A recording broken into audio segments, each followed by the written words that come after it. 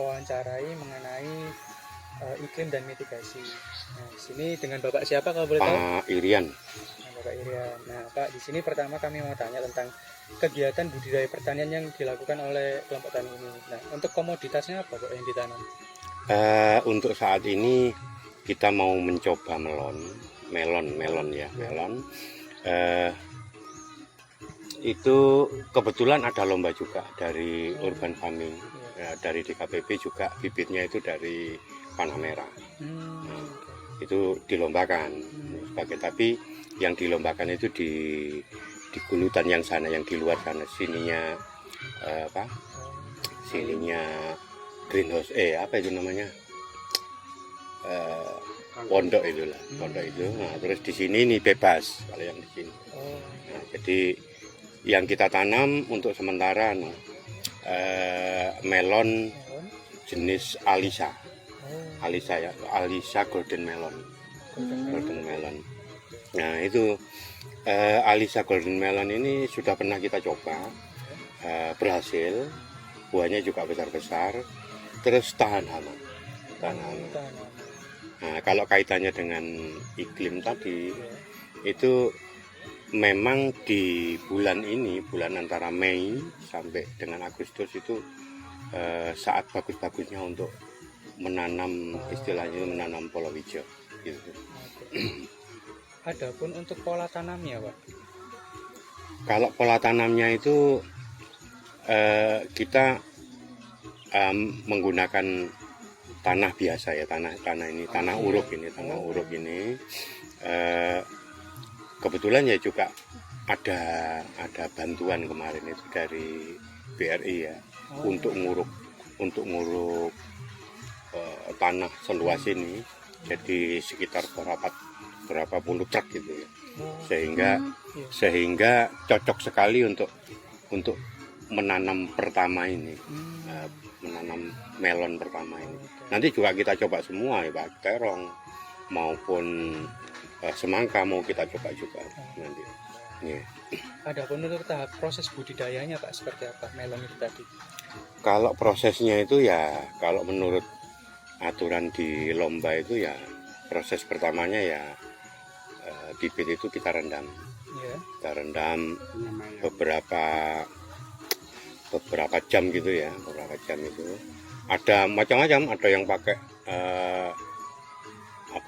nutrisinya itu itonik gitu ya, dikasih berapa tetes gitu ya, terus airnya itu hangat suam-suam kuku gitu, direndam selama berapa jam gitu, baru nanti kalau sudah ada yang turun ke bawah itu nanti baru diambil yang turun, yang mengendap ke bawah itu yang kita tanam. Nah contohnya yang ini yang sudah tumbuh ini semuanya itu 2 minggu, itu sudah umur 2 minggu.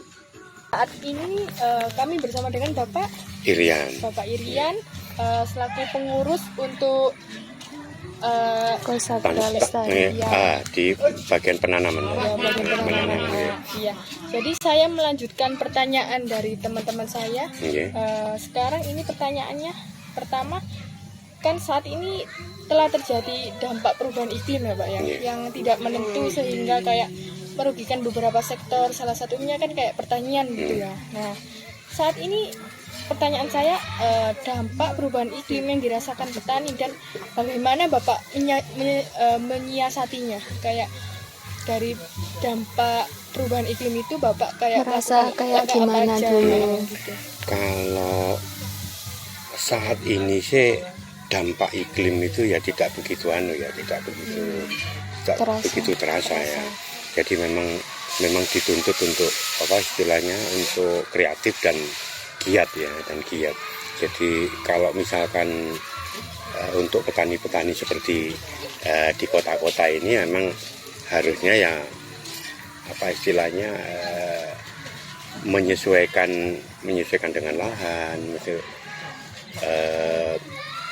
membuat semacam greenhouse ini penting. Masalahnya memang iklim itu supaya dari dampak iklimnya itu tidak begitu mengena itu kalau kita membuat seperti ini, membuat seperti greenhouse gini-gini ini memang perlu gitu. Jadi kalau petani kota memang tidak merasakan, terkena dampak iya, secara tidak dampak langsung. Kalau misalkan di desa-desa ya, misalkan untuk yang kering ini, untuk yang mengatasi harus menanam yang jenis di bulan-bulan kering, ya sesuai dengan musimnya. Saya kira petani-petani di desa lebih pintar-pintar ya, lebih tahu. Kalau di kota itu ya memang harus begini.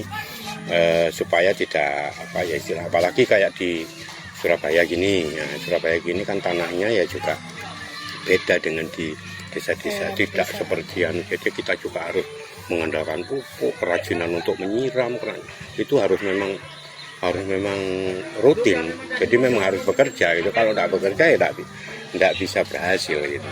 Itu saya kira. Berarti ya langkah yang dilakukan ya dengan rajin kayak memberi pupuk, memberi nutrisi gitu ya, Pak. Yang begitu harus rajin, harus setiap kita harus hari. selalu kreatif dan inovatif. Nggih.